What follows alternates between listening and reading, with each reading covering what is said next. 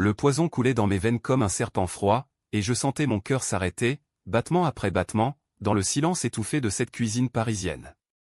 J'avais bu ce chocolat chaud offert par ma belle-mère avec un sourire forcé, ignorant que c'était le dernier acte d'une trahison qui remontait à des années. Et puis, le noir absolu au la mort, brutal, injuste, me laissant avec le goût amer de la regret et de la rage inachevée. Mais quand j'ouvris les yeux, ce n'était pas le néant, c'était le matin de mon mariage, 5 ans en arrière, et mon reflet dans le miroir de la chambre d'hôtel me fixait avec des yeux que je connaissais trop bien, les miens, jeunes, confiants, encore innocents. Je m'appelais Élise Moreau, du moins c'est le nom que j'avais porté jusqu'à ce que la mort me le ravisse. À 28 ans, j'étais une architecte prometteuse, fraîchement diplômée de l'école des Beaux-Arts, avec des rêves de gratte-ciel qui défiaient le ciel de Paris. J'avais rencontré Antoine Duval lors d'une exposition au Louvre, un hasard banal qui s'était mué en conte de fées modernes, lui, héritier d'une famille de parfumeurs renommés, dont les flacons ornaient les étagères des plus grands palaces. Il était charmant, cultivé, avec ce sourire qui faisait fondre les cœurs des Parisiennes blasées. Notre mariage, célébré sous les arches de Notre-Dame, avait été l'événement de la saison à un tourbillon de champagne d'hommes Pérignon et de robes en soie signées Dior. Mais je savais maintenant, grâce à ces 5 années que j'avais vécues et perdues, que tout n'était qu'une façade craquelée. Ma belle-mère, Viviane Duval, cette femme aux lèvres peintes en rouge sang et aux yeux comme des lames de couteau, m'avait haï dès le premier regard. Pas par jalousie mesquine, non, c'était plus profond, plus tordu. Un secret enfoui dans les racines de la famille Duval, un crime qu'elle avait commis pour protéger son empire, et que j'avais frôlé sans le savoir. Antoine, mon mari chéri, n'était qu'un pion dans son jeu, un fils modelé à l'image de sa mère, prêt à trahir pour un héritage empoisonné. Ce matin-là, dans la suite du Ritz, je me tins devant le miroir, les mains tremblantes. Mon corps était celui d'avant, mince, athlétique des heures passées à courir le long de la Seine, avec une cicatrice discrète sur l'avant-bras d'une chute d'enfance. Mais mon esprit hurlait. Je suis revenu. Pourquoi? Pour les venger? Non, pour me venger. La rage bouillonnait en moi, un feu que la mort n'avait pas éteint. Je me rappelais tout, les dîners tendus où Viviane glissait des piques voilées sur mon manque d'élégance provinciale, les nuits où Antoine rentrait ivre, murmurant des excuses que je feignais d'ignorer. Et ce dernier soir, dans leur hôtel particulier du 16e arrondissement, le chocolat chaud servi avec une douceur feinte. J'avais bu, toqué par l'épuisement d'une grossesse naissante que je n'avais même pas annoncée. Notre bébé était mort avec moi, empoisonné avant même de respirer. Je serrais les poings jusqu'à ce que mes ongles entaillent la paume. Pas cette fois. J'allais réécrire l'histoire, pas ligne par ligne, mais en arrachant les pages souillées. D'abord, je devais jouer le rôle, la mariée radieuse. Je descendis dans le salon où Antoine m'attendait, impeccablement vêtu d'un costume sur mesure, ses cheveux châtains peignés en arrière. « Ma chérie, tu es sublime », murmura-t-il en m'embrassant, ses lèvres effleurant les miennes comme une promesse. Je souris, mais intérieurement, je cataloguais, tes mains sur moi ce soir-là, quand tu as ri de mes soupçons. Ton silence quand elle a versé le poison. La cérémonie fut un triomphe. Sous le ciel gris de Paris, avec la Seine qui miroitait au loin, nous échangeâmes nos vœux devant une centaine d'invités triés sur le volet. Viviane, perchée au premier rang dans une robe Chanel noire, me lança un regard qui, à l'époque, m'avait paru approbateur. Maintenant, je le voyais pour ce qu'il était, un calcul froid, l'évaluation d'une proie. Après la réception au Plaza Athénée, où le caviar et les toasts au foie gras coulaient à flot, nous partîmes pour notre lune de miel à la Côte d'Azur. C'était là, dans la villa isolée de Saint-Tropez, que les fissures commençaient à se montrer dans ma première vie.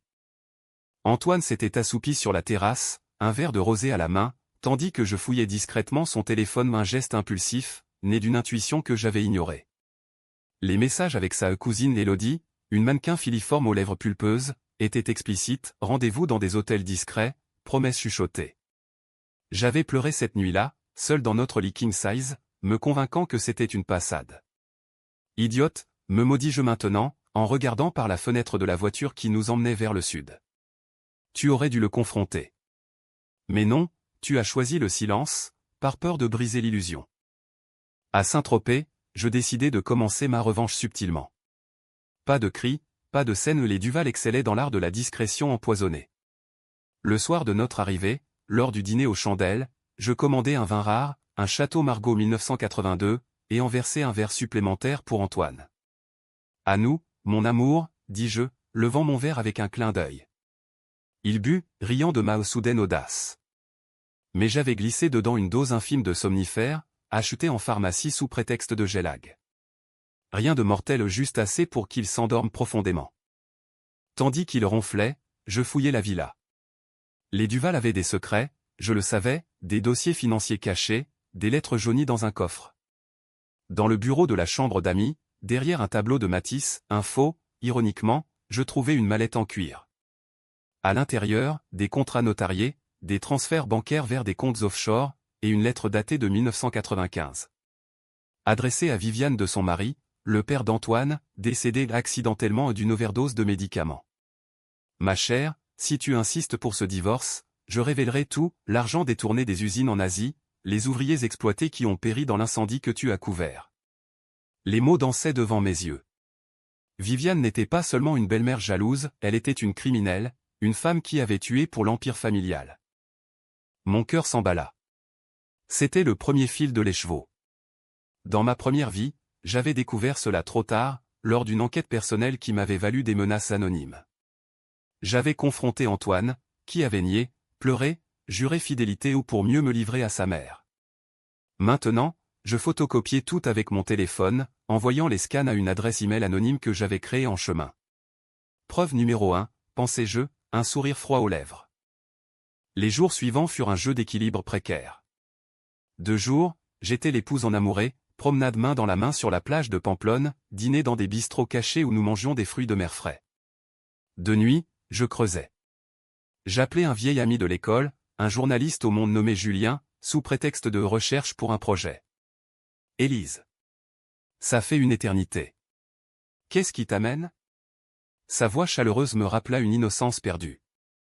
Je lui parlais vaguement d'un scandale dans l'industrie du luxe, et il mordit à l'hameçon. Les Duval? Intéressant. J'ai entendu des rumeurs sur un incendie en 1992, en Indonésie. Des dizaines de morts, étouffés par les assurances. Boum.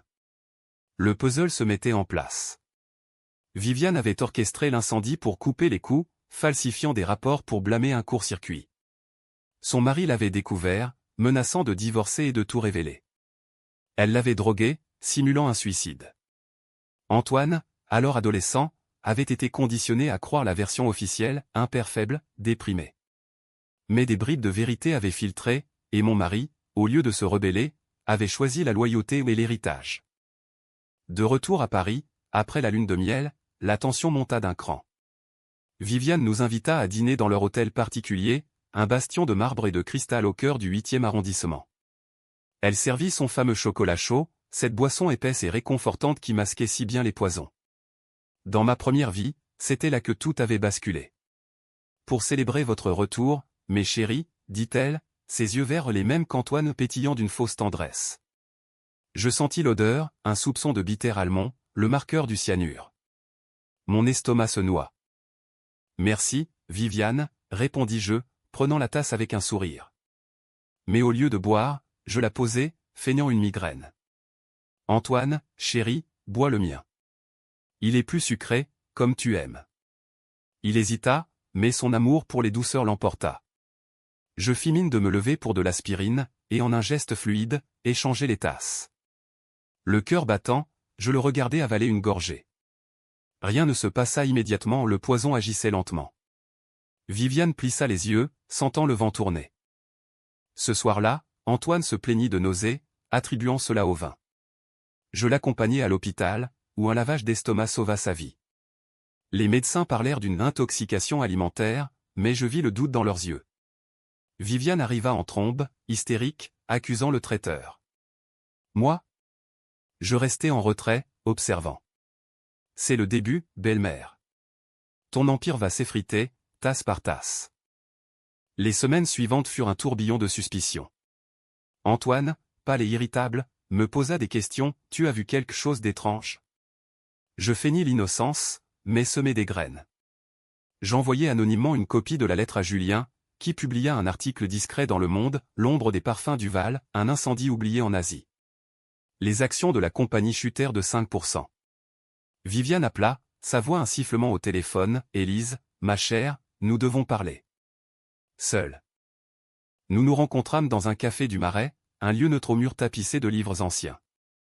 Elle s'assit en face de moi, élégante dans un tailleur pantalon gris perle, ses perles scintillant comme des mensonges. « Qu'est-ce que tu fabriques, Élise ?» Ces rumeurs. Elles nuisent à la famille. Son ton était mielleux, mais ses ongles tapotaient la table comme des griffes. Je souris, sirotant un espresso. Moi? Je ne fais rien, Viviane. À part protéger ce qui m'appartient. Ses yeux s'étrécirent. Protéger? Tu n'es qu'une petite architecte ambitieuse qui a eu de la chance. Antoine mérite mieux qu'une femme qui fouille dans les tiroirs. C'était une menace voilée, mais je la saisis au vol. Et si je fouillais plus profond? Les incendies, les maris disparus. Paris adore les scandales, n'est-ce pas? Elle blêmit, imperceptiblement, mais je le vis. Touché. De là, la guerre s'intensifia. Je quittai discrètement notre appartement du 7e pour un studio anonyme près de Bastille, prétextant un projet urgent. Antoine, encore faible, accepta à contre-cœur.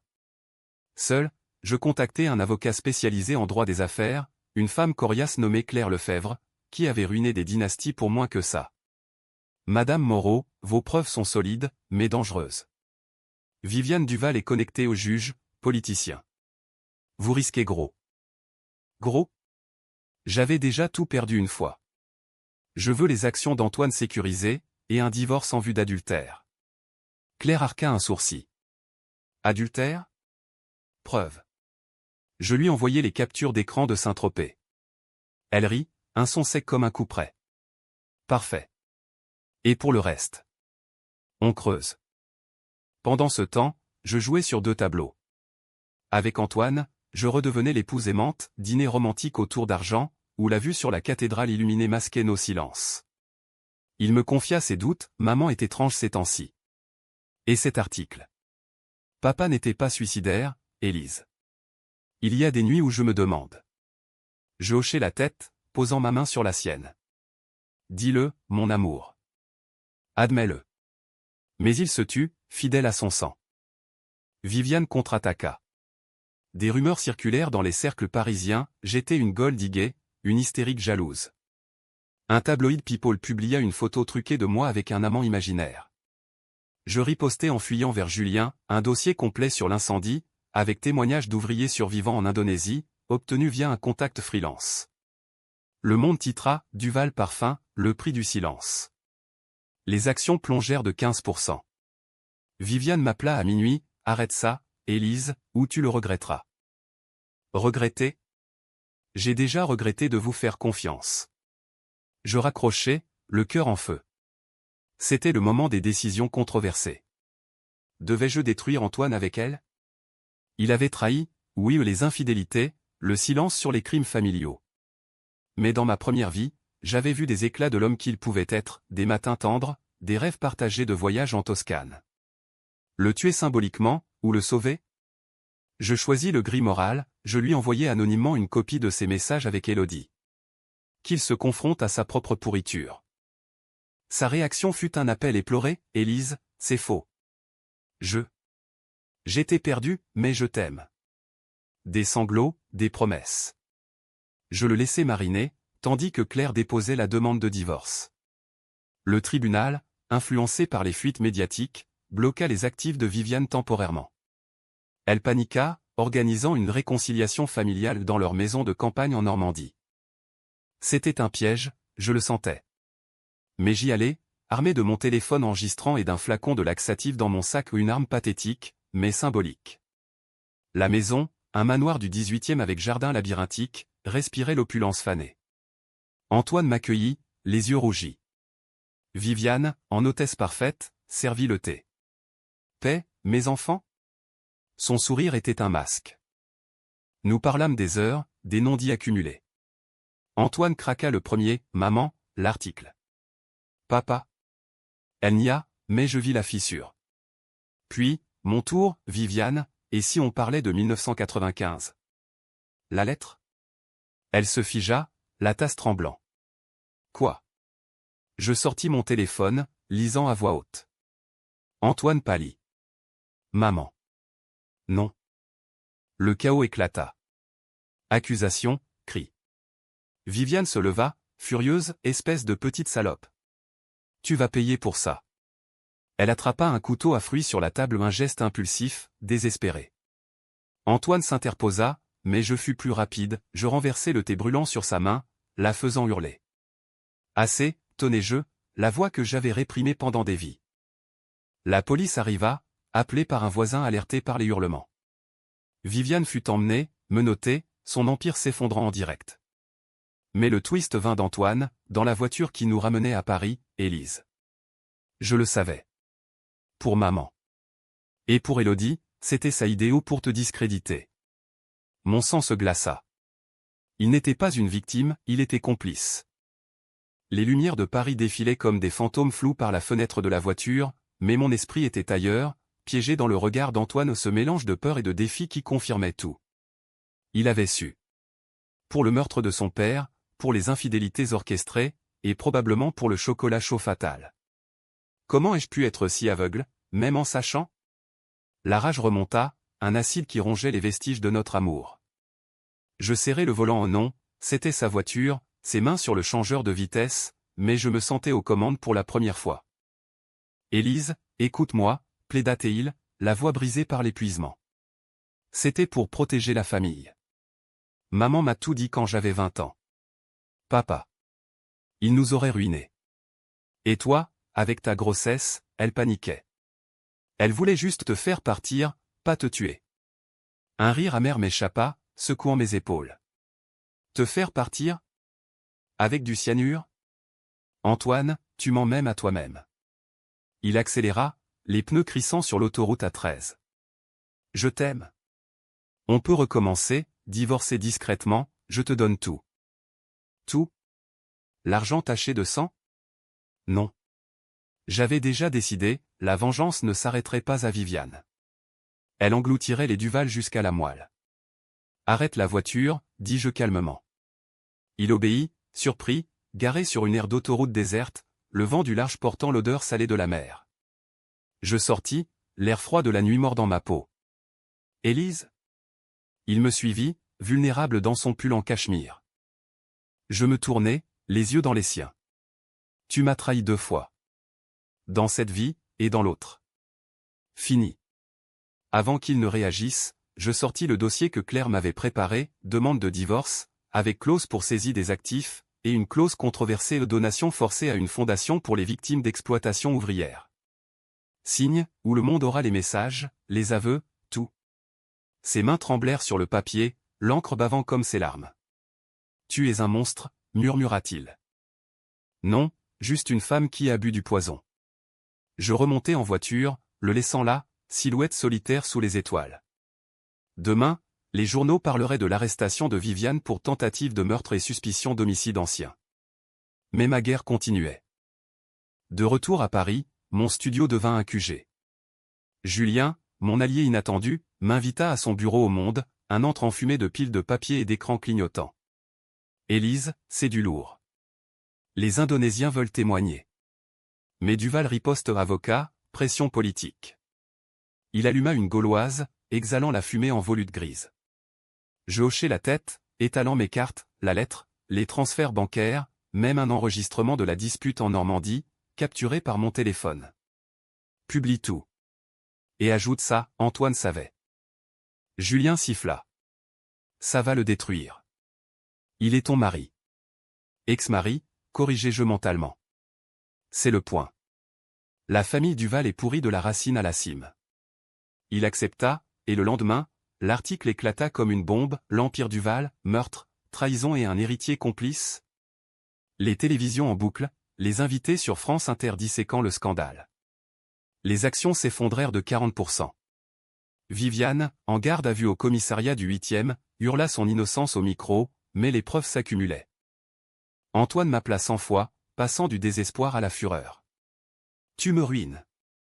Pourquoi? Une vengeance mesquine? Je répondis une seule fois, pour le bébé que tu n'as jamais pleuré. Silence. Il raccrocha. Mais la nuit, seul, les doutes me rongeaient. Était-ce justice, ou juste une soif de sang? Paris, avec ses boulevards haussmanniens et ses cafés bondés, me semblait soudain hostile, chaque passant un potentiel espion des Duval. Claire, mon avocate, me conseilla la prudence. Ils vont contre-attaquer. Viviane a des alliés au quai des Orfèvres. Effectivement, une enquête anonyme sur moi surgit, accusation de chantage, de faux témoignages. Je ripostai en contactant une ONG internationale, Amnesty pour les droits des travailleurs, partageant les dossiers financiers. Soudain, le scandale s'internationalisa, CNN, BBC, tous sur l'affaire Duval. Des manifestations devant les boutiques Duval à Paris, des boycotts en ligne. Justice pour les ouvriers trendait sur Twitter ou X, comme on disait maintenant. Au milieu de ce chaos, une décision controversée me tarauda, Élodie, la maîtresse. Dans ma première vie, elle avait été une ombre, une excuse pour Antoine. Mais maintenant, je découvris son rôle, non une amoureuse, mais une espionne payée par Viviane pour me surveiller, me discréditer. Je la pistais via ses posts Instagram, ses selfies provoquant depuis des rooftops de Pigalle. Un soir, je l'attendis à la sortie d'une soirée au Silencio, club underground où les célébrités se noient dans la techno et le gin. Élodie ? Elle se tourna, surprise, son corps svelte moulé dans une robe latex. Qui êtes-vous ? Je souris, tendant une enveloppe. Élise Duval. Ou ex-Duval. À l'intérieur, 50 000 €, et ton silence sur les Duval. Sinon, tes propres petits secrets, les photos avec des mineurs, payés par qui, au juste ? Ses yeux s'écarquillèrent. Viviane l'avait utilisé pour plus que l'adultère, des soirées privées, des deals illégaux. Élodie prit l'enveloppe, tremblante. Je pars. Demain. Une victoire petite, mais savoureuse ou une trahison retournée. Viviane fut inculpée pour homicide volontaire sur son mari, et complicité dans l'incendie. Le procès s'annonçait épique, un feuilleton judiciaire qui captiverait la France. Antoine, ruiné, vendit l'hôtel particulier pour payer les avocats. Il me contacta une dernière fois, via un mot glissé sous ma porte, « Pardonne-moi ». J'étais faible. Je le brûlais dans l'évier, les flammes dansant comme des démons. Mais le vrai test vint avec le bébé. Dans cette virée écrite, j'étais enceinte à nouveau, un miracle du timing, ou du destin. Les nausées matinales me rappelèrent la perte passée. Allais-je garder cet enfant, fruit d'un amour empoisonné ? Une décision qui divisait même Claire. Élise, pense à toi. Un Duval en toi ? C'est risqué. Je consultai un médecin discret, un gynécologue du 5e arrondissement aux yeux bienveillants. Madame, l'enfant est en bonne santé. Mais votre stress. Je choisis de garder, non par sentimentalisme, mais par défi, je ne laisserai pas leur poison me voler une deuxième fois. Le procès de Viviane débuta sous un ciel de plomb, au palais de justice de l'île de la Cité. La salle était bondée, journalistes, familles de victimes indonésiennes via visio, et moi, au premier rang, enceinte de 4 mois, le ventre rond sous une robe noire sobre. Antoine témoigna en premier, la voix chevrotante, ma mère m'a forcé à mentir. Pour l'héritage. Les mensonges s'effilochaient. Puis, mon tour. Debout à la barre, face au juge aux lunettes sévères, je racontais tout, le mariage, les trahisons, le poison. J'ai bu la mort, monsieur le juge, offerte par une tasse de chocolat. Et je suis revenu pour la justice. La salle retint son souffle. Viviane, menottée, me foudroya du regard. Menteuse. Elle est folle. Mais les preuves parlaient, expertise toxicologique sur le thé de Normandie, analyse bancaire confirmant les détournements. Le twist surgit lors du témoignage d'un ancien employé Duval, Antoine n'était pas innocent. Il a signé les ordres pour l'incendie, à 18 ans. Un murmure parcourut l'assemblée. Mon ex-mari baissa la tête, brisé. Je sentis une nausée monter au pas le bébé, mais la révélation. Il avait su plus tôt que je ne pensais. Dehors, après l'audience, les flashs crépitèrent. Madame Duval, une vengeance personnelle, demanda un reporter de Libération. Je souris froidement, non. Une restitution. Les nuits suivantes furent hantées. Rêve de chocolat fumant, de mains autour de ma gorge. Le bébé bougeait, un rappel vivant. Paris, ville lumière, me semblait sombre, les arches du Pont-Neuf comme des cages, les cafés du quartier latin pleins de murmures accusateurs. Était-ce la victoire, ou juste un nouveau cycle de haine ? Julien m'invita à dîner pour fêter, dans un bistrot de Montmartre au Nap à Carreau. Tu as gagné, Élise. Duval est fini. Vin rouge, escargot, mais mon appétit manquait. Et si c'était trop? Antoine est seul, maintenant. Il haussa les épaules. La justice n'est pas tendre. Tu as choisi le bon camp. Mais une lettre arriva, postée de Suisse, de Viviane, en détention. Ma chère Élise, tu crois m'avoir battu? Le poison n'était pas pour toi seul. Demande à Antoine pourquoi il a accepté le marché. Mon sang se figea. Quel marché? La lettre de Viviane brûlait dans ma poche comme un charbon ardent tandis que je marchais le long des quais, le vent de la Seine fouettant mes cheveux. Quel marché? Les mots tournaient en boucle, un refrain obsédant qui transformait ma victoire en mirage fragile. Paris, avec ses touristes riant sous la tour Eiffel et ses vendeurs de marrons chauds, continuait son ballet indifférent, mais pour moi, chaque ombre abritait un secret Duval. Je ne pouvais ignorer ça pas après avoir reconstruit ma vie pierre par pierre, mot par mot de témoignage. Je contactai Antoine via un numéro jetable, un précaution que Claire m'avait inculqué. Rencontrons-nous. Au Père-Lachaise, demain midi. Viens seul. Sa voix, au téléphone, était un fantôme de l'homme que j'avais aimé, rauque, défaite. Élise. D'accord. Mais s'il te plaît, pas de piège. Trop tard pour ça, pensais-je, raccrochant sans un mot. Le cimetière du Père-Lachaise, ce labyrinthe de tombes gothiques et de cyprès centenaires, était le lieu parfait neutre, hanté par les morts qui convenaient à notre histoire. J'arrivai en avance, enceinte et alourdie, m'appuyant contre la pierre tombale d'Oscar Wilde, ironiquement gravée de citations sur l'hypocrisie. Antoine apparut à l'heure, silhouette voûtée dans un manteau usé, les traits tirés comme s'il n'avait pas dormi depuis l'arrestation de sa mère. « Tu as changé » dit-il en s'approchant, les yeux fuyant mon ventre. « Et toi, tu es le même menteur. » Je sortis la lettre, la lui agitant sous le nez. « Explique. » Il pâlit, s'effondrant sur un banc moussu. Les mots sortirent en torrent, c'était avant le mariage. Maman savait porter. Ambition. Elle m'a proposé un deal, épouse-la, contrôle-la, et on partage l'empire. Mais quand tu es tombée enceinte la première fois ou dans l'autre vie, je veux dire elle a paniqué. Le poison était pour t'effrayer, pas te tuer. J'ai accepté parce que j'avais peur de la perdre. L'héritage, la famille. Un rire hystérique m'échappa, résonnant entre les mausolées. Peur? Tu as laissé empoisonner ta femme et ton enfant pour des parfums. Il pleura, les épaules secouées. Je ne l'ai pas su à l'avance. Elle m'a dit après. Et pour l'incendie? J'ai signé, oui, mais j'étais jeune, manipulé. Je le fixais, cherchant une once de vérité dans ses yeux qui m'avaient un jour fait chavirer. Rien. Juste du vide. Va-t'en, Antoine. Et dis à ta mère que son poison n'a fait que me rendre plus forte. Il partit, traînant les pieds sur l'allée gravillonnée, une ombre parmi les fantômes de Jim Morrison et Edith Piaf. Mais ses aveux semèrent le doute, et si le bébé actuel était en danger? Je rentrai, barricadant la porte, appelant un serrurier pour changer les serrures. Claire, informée, renforça la sécurité, garde du corps discret, un détective privé pour surveiller Antoine. Le procès avançait, un cirque médiatique. Viviane, en cellule, refusait de coopérer, mais ses avocats les meilleurs que l'argent pouvait acheter tentaient de la peindre en victime d'une campagne de diffamation. Témoignages d'experts en toxicologie confirmèrent le cyanure dans le thé de Normandie.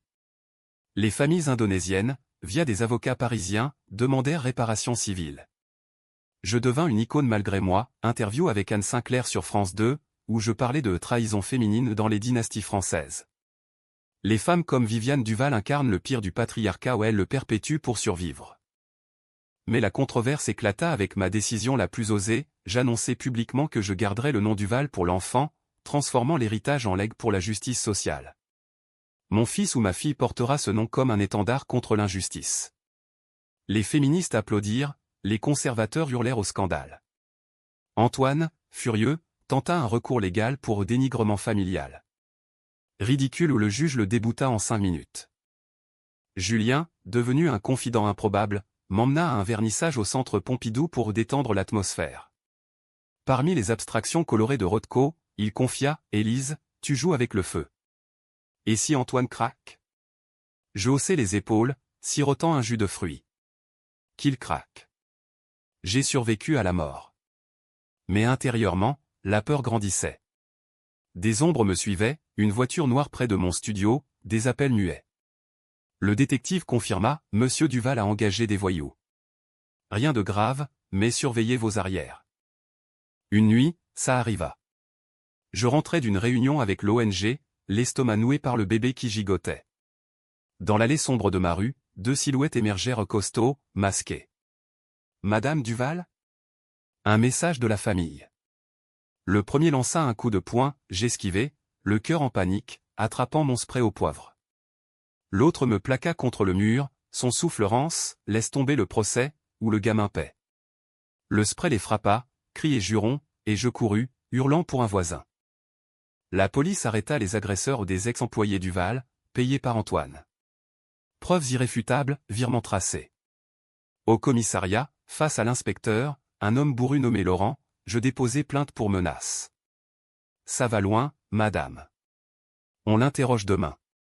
Antoine fut placé en détention provisoire, son monde s'écroulant comme un château de cartes. Le lendemain, au palais, le juge confronta Viviane à ces nouveaux faits. Votre fils, impliqué dans des intimidations ? L'empire familial est toxique jusqu'à la fin. Elle craqua, pour la première fois, aveu larmoyant sur l'incendie, le meurtre de son mari. J'ai fait ça pour nous sauver. Pour Antoine. La salle applaudit, un rare moment de catharsis judiciaire. Mais pour moi, c'était creux. La vengeance, une fois assouvie, laissait un vide béant. Libéré de la peur immédiate, je me tournai vers l'avenir. L'enfant naîtrait en printemps, sous les cerisiers en fleurs du Luxembourg. Je repris mon travail d'architecte, dessinant un mémorial pour les victimes de l'incendie d'un bâtiment en verre et acier, symbolisant la transparence brisée. Claire gagna le divorce, je touchai la moitié des actifs restants, reversés à la fondation. Antoine, en cellule, m'envoya une lettre, je mérite ça. Éduque notre enfant loin de moi. Viviane fut condamnée à 25 ans, un verdict salué comme un tournant contre les crimes en col blanc. Les Duval disparurent des radars, boutiques fermées, noms effacés des annuaires du luxe. Paris, ma ville, respirait enfin sans leur ombre. Mais le twist final me frappa comme un coup de poignard. Lors d'une échographie de routine, le médecin fronça les sourcils. Madame Moreau, il y a une anomalie. Le cœur. Il bat irrégulièrement. Panique. Test, spécialiste. Le diagnostic, une exposition passée au toxique, pas le cyanure, mais un résidu de l'incendie, via les produits Duval que j'avais utilisés dans ma première vie, imprégnés de chimiques cachés. Le bébé était en danger, un écho du poison originel. Choix cruel, avorté, ou risqué ? Les médecins conseillèrent l'interruption. Pour votre santé. Je pleurais des nuits entières, marchant seul sous la pluie battante des boulevards. Était-ce la malédiction Duval, même après la mort ? Julien me serra dans ses bras, pour la première fois, tu n'es pas seule, Élise. Son étreinte, chaude, réelle, offrait un ancrage. Je choisis de garder, par entêtement, une décision controversée, jugée imprudente par les tabloïds. La vengeresse risque tout. Mais c'était ma vie, réécrite. Thérapie, lit d'hôpital, prière chuchotée à Sainte-Chapelle. Le bébé survécut, naissant par césarienne un matin de mai, un garçon aux yeux verts comme les miens, pas ceux d'Antoine. Je l'appelais Lucien, lumière en latin. Dans les jardins du Luxembourg, poussette en main, je sentis la paix poindre. La vengeance avait coûté cher, mais elle avait libéré. Paris, éternel, m'avait vu renaître. Pourtant, une lettre finale arriva, d'une prison lointaine, de Viviane. Félicitations pour le petit. Sache qu'il porte mon sang. Et le mien coule profond. Je la brûlai, riant. Pas cette fois, belle-mère. Cette fois, c'est moi qui empoisonne le passé. Les premiers mois avec Lucien furent un tourbillon de nuits blanches et de joie fugace, bercé par le rythme des klaxons parisiens filtrant à travers les volets de mon appartement rénové près du canal Saint-Martin. Paris avait changé pour moi non plus une toile de fond pour les drames Duval, mais un refuge vivant, avec ses marchés bio où je marchandais des fromages frais et ses parcs où Lucien gazouillait sous les marronniers. Pourtant, l'ombre de Viviane persistait, un murmure dans les recoins de mon esprit, amplifié par les cauchemars où le chocolat chaud se transformait en sang. Julien devint une constante, plus qu'un allié, des dîners improvisés chez moi, où il berçait Lucien pendant que je dessinais des plans tardifs. Tu es une guerrière, Élise, disait-il, ses yeux bruns pétillant derrière ses lunettes. Notre première nuit ensemble fut hésitante, un mélange de vulnérabilité et de désir refoulé ses mains sur ma peau cicatrisée par la césarienne, mes larmes sur son épaule. Pas par pitié, murmurai-je. Par choix. Il rit doucement, choix. C'est la plus belle revanche. Mais la vie ne tolère pas les happy ends faciles. L'ONG que j'avais soutenue, Victim of Luxury, lança une campagne mondiale contre les industries opaques, utilisant mon histoire comme étendard. Invité à Davos oui, le forum économique, ironie du sort, je parlais devant des milliardaires en costume sur mesure. Le luxe a un prix, des vies brisées en Asie pour vos flacons dorés. Applaudissements polis, mais des regards assassins. À la sortie, un homme en smoking s'approcha, Madame Moreau, les Duval avaient des amis. Prenez garde. La menace plana. De retour, des incidents mineurs, pneus crevés, colis anonymes avec des photos de Lucien endormi. Le détective, un vieux renard nommé Marc, pista jusqu'à un cousin éloigné d'Antoine, un avorton aigri gérant les restes de l'Empire. Rien de mortel, mais ils veulent vous faire peur. Peur? J'avais dansé avec la mort. Je renforçais les mesures, alarme, nounou bodyguard, et un entraînement d'autodéfense dans un dojo du 13e. Antoine sortit de prison après 6 mois, pour bonne conduite un deal avec les procureurs, témoignant contre d'autres complices de l'incendie. Il m'écrivit, laisse-moi voir le garçon. C'est aussi le mien. Refus. Mais la loi française, impitoyable dans sa bienveillance parentale, ordonna une médiation. La rencontre eut lieu dans un centre familial neutre, près de la Bastille, une salle fade aux murs beige et aux jouets en plastique. Il entra, vieilli de 10 ans, cheveux grisonnants, yeux creux. Lucien, 9 mois, rampa vers moi, ignorant l'homme qu'il avait engendré. Il te ressemble, murmura Antoine, la voix brisée. Je serrai l'enfant contre moi. Et il a mon cœur. 15 minutes, Antoine. Pas plus. Il parla de regrets, de thérapie en cellule, de rêves brisés. Je veux réparer. Réparer? Comme recoller un vase en porcelaine empoisonné? À la fin, il toucha la main de Lucien, un geste tendre, fugace. Merci de l'avoir gardé. Je hochai la tête, muette. Dehors, je vomis, la rage et la pitié se mélangeant en un cocktail amer.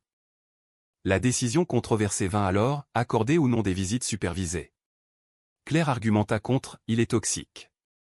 Julien, pragmatique, pour Lucien, peut-être une clausure. Je choisis le milieu, visite mensuelle, avec thérapeute.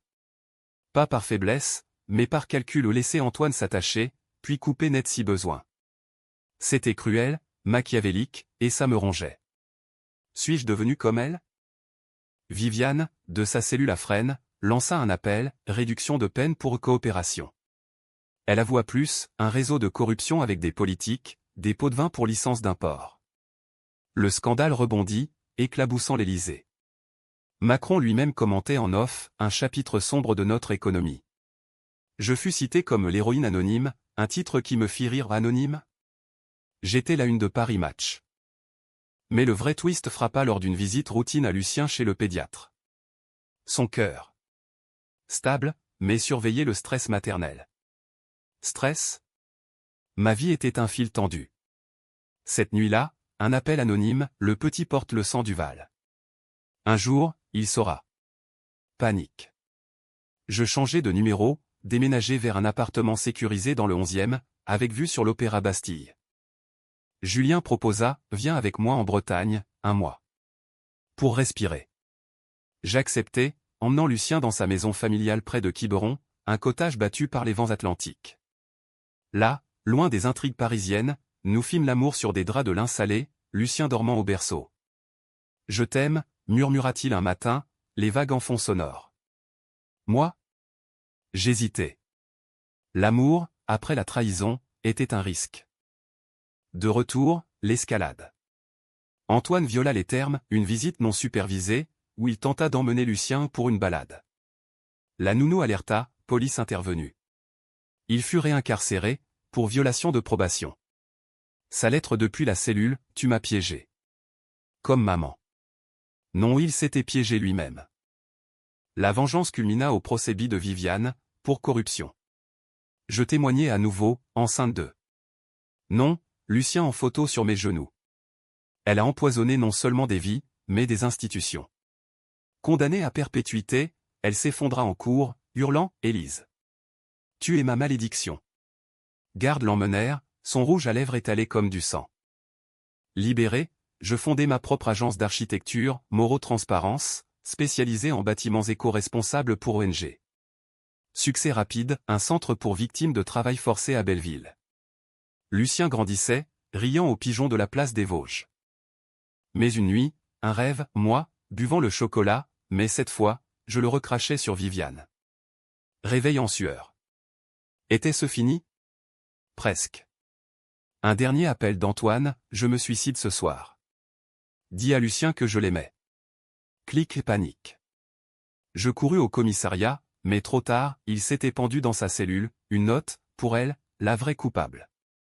Enterrement discret, au Père Lachaise cercle vicieux. Lucien, 2 ans maintenant, posa une fleur sur la tombe. Papa. Je hochai la tête, les larmes coulant. Vengeance accomplie, mais à quel prix? Les années s'écoulèrent comme la Seine inexorable, emportant les débris de l'affaire Duval dans les sédiments de l'oubli collectif. Paris, ma complice éternelle, avait absorbé le scandale, les boutiques Duval reconverties en loft branchés, les parfums relancés sous un nom générique par des investisseurs anonymes. Moi, Élise Moreau ex-Duval, survivante, mère, j'avais bâti un rempart de normalité. Lucien, à 5 ans, courait dans les couloirs de notre école Montessori du Marais, ses boucles brunes dansant au vent, ignorant les ombres qui avaient failli l'engloutir avant sa naissance. Julien et moi avions scellé notre union dans une cérémonie civile discrète à la mairie du 4e, sous un ciel d'octobre pluvieux, avec Lucien portant les alliances dans ses petites mains. Pas de vœux grandioses, avais-je insisté. Juste nous. Il avait ri, comme une revanche tranquille. Notre vie était un équilibre précaire, ses deadlines journalistiques, mes chantiers qui s'étendaient à Lisbonne et Berlin, et Lucien comme phare. Des week-ends à Versailles, où il escaladait les fontaines comme un petit roi, ou des pique-niques au bois de Boulogne, avec des baguettes croustillantes et du camembert affiné. Pourtant, les cicatrices persistaient. Chaque hiver, l'odeur du chocolat chaud me nouait l'estomac, un fantôme sensoriel que je combattais en préparant des infusions à la verveine pour Lucien. « Maman, pourquoi tu n'aimes pas le chocolat ?» demandait-il, ses yeux vers les miens, ou ceux d'Antoine. Plein de curiosité innocente. C'est une histoire de grand, mon cœur. Un jour, je te la raconterai. La Fondation Moreau Duval prospérait, finançant des écoles en Indonésie, des bourses pour enfants d'ouvriers. À l'inauguration d'un centre à Jakarta, un voyage solo, Lucien gardé par Julien, une femme âgée, veuve d'une victime de l'incendie, me serra la main, « Vous avez rendu justice. » Merci. Ces larmes étaient ma récompense, balayant les doutes résiduels. Étais-je une héroïne? Non, juste une femme qui avait choisi de ne pas se taire. Mais le destin, ce farceur français, réservait un dernier twist.